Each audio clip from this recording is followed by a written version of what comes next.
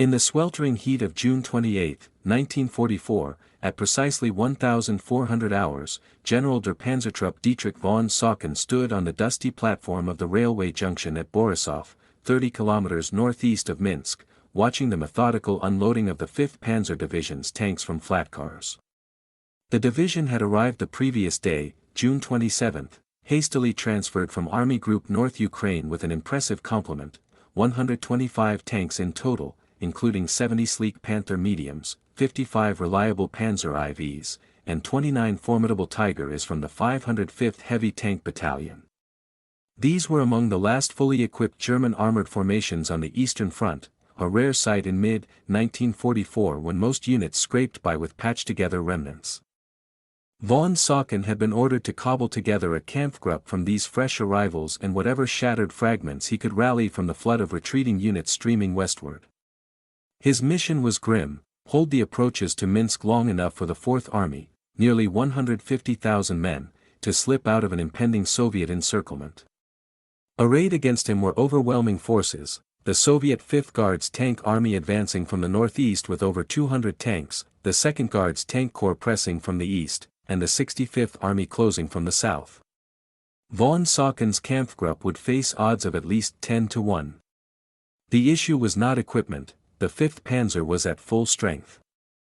Its Panthers armed with the devastating 75mm KWK-42 gun, the best on the front, and its Tigers capable of destroying any Soviet tank at ranges where return fire bounced harmlessly off their thick armor. The crews were veterans, many blooded at Kursk the previous summer. But numbers were everything. Soviet factories churned out more tanks in a single month than Germany managed in half a year. The Red Army could absorb losses that would cripple German operations. German doctrine stressed mobile defense, preserving forces for counterstrokes, but Adolf Hitler had declared Minsk a Festerplatz, a fortress to be held to the last man. The Fourth Army had been ordered to stand fast east of the city even as Soviet pincers bypassed it on both flanks. Von Sacken grasped the brutal math: his Kampfgruppe could delay the Soviets, perhaps buying the Fourth Army a few precious days to withdraw, but it could not halt the offensive. Von Sacken was no stranger to desperate fights. Earlier in the war, he had commanded the 4th Panzer Division through the maelstrom of Kursk and the grinding defensive battles around Gomel. Wounded twice, he had earned the Knight's Cross with oak leaves and swords, marking him as one of the Eastern Front's most capable panzer leaders. By late June 1944, serving as deputy commander of the 3 Panzer Corps, he watched Army Group Center disintegrate. The corps itself had shattered under relentless Soviet assaults. 2 corps commanders fell in quick succession. Von Sacken was thrust into the breach, tasked with assembling whatever forces remained into Kampfgruppe von Sacken to shield Minsk.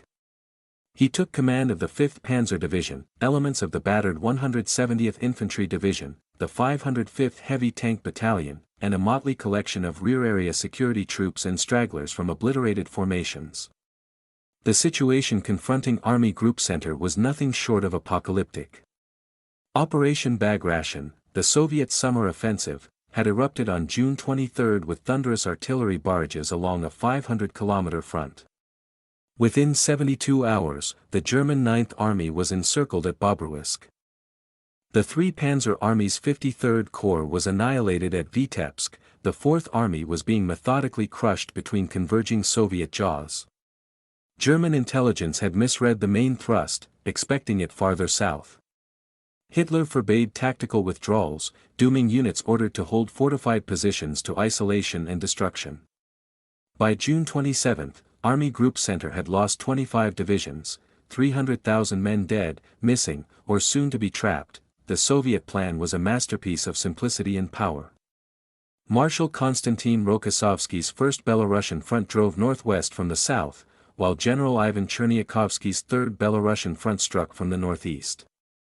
The pincers would link west of Minsk, encircling everything east of the city. Soviet mobile groups advanced 50 kilometers daily. German forces retreated in chaos, abandoning equipment, wounded, and hope. Roads to Minsk choked with refugees and military traffic. Soviet aircraft dominated the skies, strafing columns at will. the Luftwaffe mustered fewer than 100 operational planes across the sector. On June 28, von Saucken deployed his forces to cover key highways and rail lines into Minsk. The 5th Panzer's tank regiments dug in near Borisov along the Moscow-Minsk highway, Panthers in the forward line, Panzer IVs 2 kilometers back, Tigers from the 505th positioned at the critical rail junction at Krupki to the east. Guarding evacuation routes. Infantry from the 170th held the road itself, forming a rear guard through which 4th Army units could filter west. The strategy was to trade space for time, a fighting withdrawal inflicting maximum casualties while keeping escape corridors open. Von Saucken knew, though he could not voice it, that his Kampfgruppe was being sacrificed. Intelligence painted at least 20 Soviet tank brigades converging on Minsk. The 5th Guards Tank Army alone outmatched all German armor in the sector. Even if every German tank claimed 3 Soviet vehicles, the numbers favored the Red Army. His best hope was to delay the inevitable, measuring success in days or hours. Soviet forces reached Borisov on June 29. Reconnaissance elements from the 5th Guards Tank Army probed German positions, gauging strength and pinpointing tank deployments. German artillery hammered advancing columns, Soviet aircraft bombed bridges over the Berezina River. Von Saucken's engineers demolished those spans on June 30 to impede crossings, but Soviet engineers worked through the night, erecting pontoon bridges. By dawn on July 1, Soviet armor poured across in force. The main battle ignited at 0800 hours. 3 tank brigades from the 5th Guards Tank Army attacked along a 6-kilometer front, over 150 tanks backed by infantry, artillery, and close air support, charging straight down the Minsk highway into the Panthers' kill zone.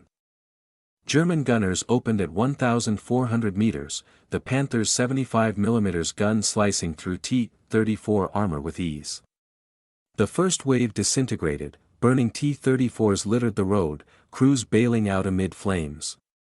Experienced German loaders maintained 6 rounds per minute. But the Soviets pressed on. For every tank destroyed, 2 more emerged from the tree line. Soviet tactics embraced mass and momentum, waves of brigades accepting horrific losses to overwhelm defenses. Individual crews had less training, but they were propped by crushing artillery and air power. Katyusha rockets saturated German positions, IL-2 Sturmovik swooped low, rockets slamming into identified tanks.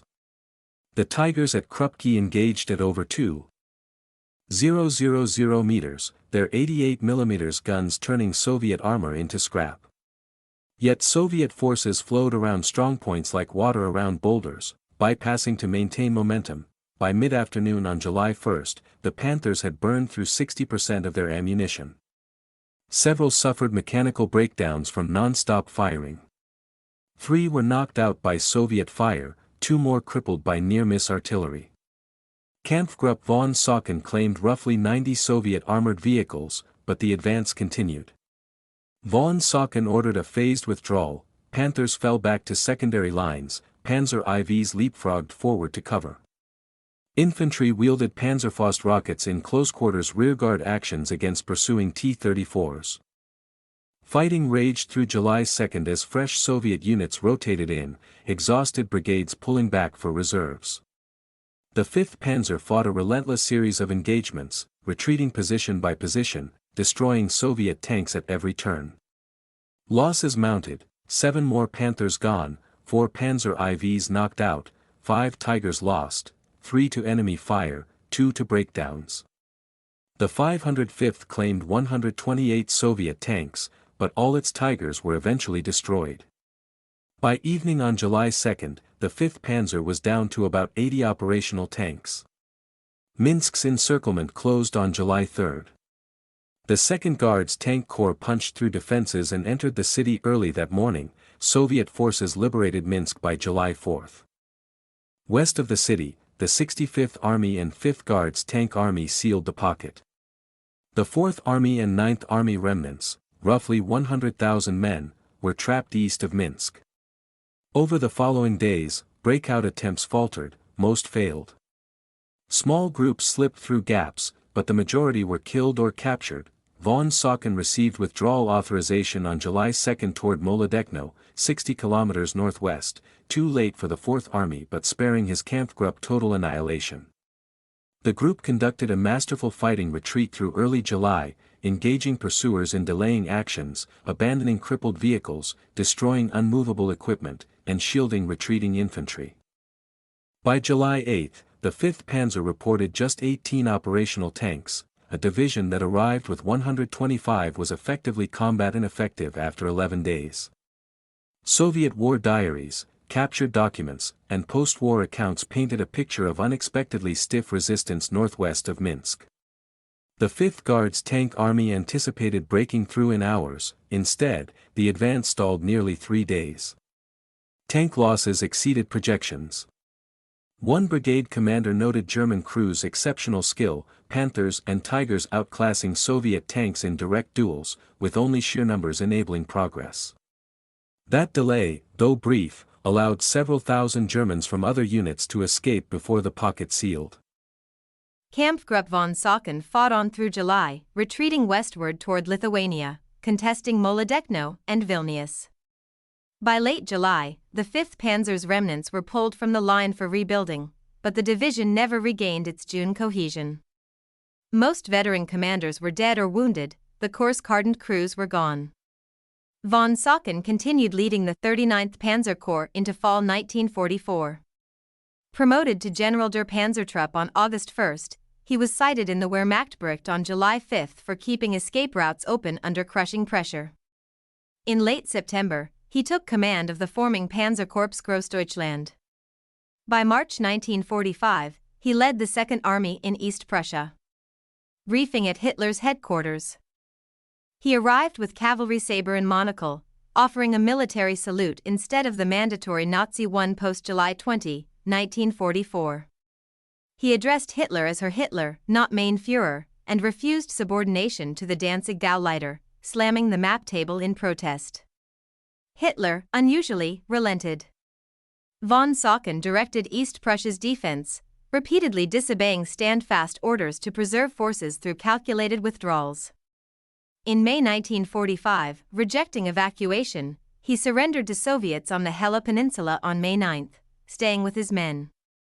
He endured 10 years in Soviet captivity, Lubyanka, then Vorkuta, emerging crippled from beatings in 1955.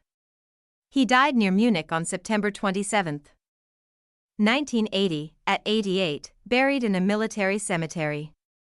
He was the last recipient of the Knight's Cross with oak leaves, swords, and diamonds, awarded May 8, 1945. General der Panzertruppe Karl Decker, commanding the 5th Panzer at Minsk, led through summer 1944, rising to 39th Panzer Corps command by year's end and General der Panzertruppe on January 1, 1945. Trapped in the Ruhr pocket in April, he committed suicide on April 21 amid encirclement and supply collapse, aged 47. He had earned oak leaves to his Knight's Cross on May 4, 1944, for earlier defenses. The 5th Panzer Division disbanded in April 1945. Of 15,000 men serving in 1944, fewer than 2,000 survived, an 85% casualty rate. Mostly from bag ration and subsequent fights in Poland and East Prussia. Its final commander, Oberst Hans-Georg Herzog, surrendered remnants in Danzig in May 1945. Operation Bag Ration was a Soviet triumph. From June 23 to August 19, 1944, the Red Army advanced 600 kilometers, liberated Belorussia, and destroyed 28 of Army Group Center's 34 divisions.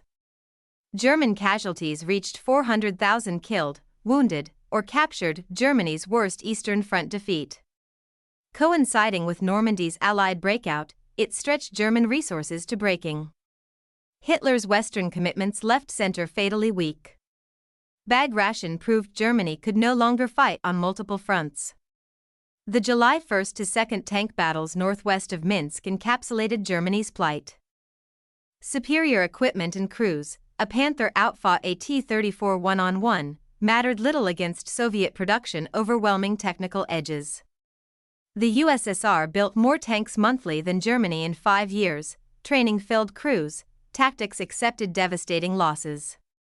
Germany won tactical engagements but lost the attrition war. Von Saucken's defense exemplified professional excellence under doom. He deployed shrewdly, withdrew orderly, and inflicted heavy casualties. His Kampfgruppe destroyed roughly 295 Soviet armored vehicles over 11 days. The delay saved thousands from the pocket. Yet tactical success could not reverse strategic collapse. Army Group Center vanished, the Fourth Army ceased to exist. Poland and East Prussia lay open.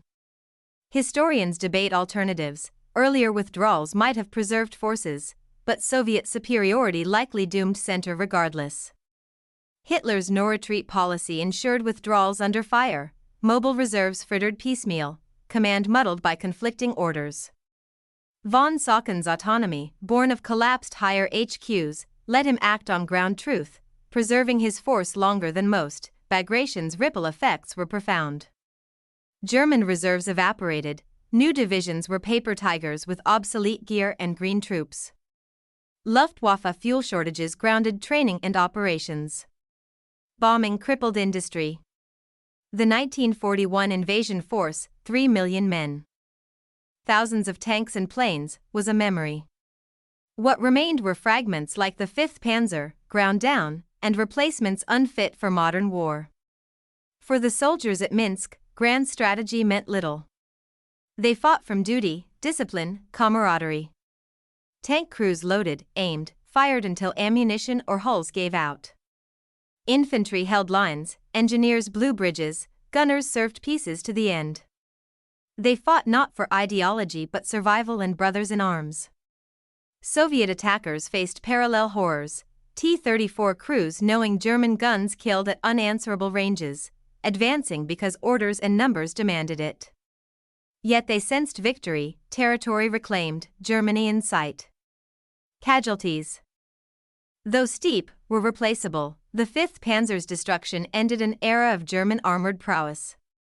The division had blitzkrieged Poland, France, the Balkans, and Russia, fought at Vyazma, Bryansk, Moscow, survived the 1941-42 winter, defended Rzhev and Orel, contested Kursk. Soviet intelligence urged avoiding it. That legend died at Minsk.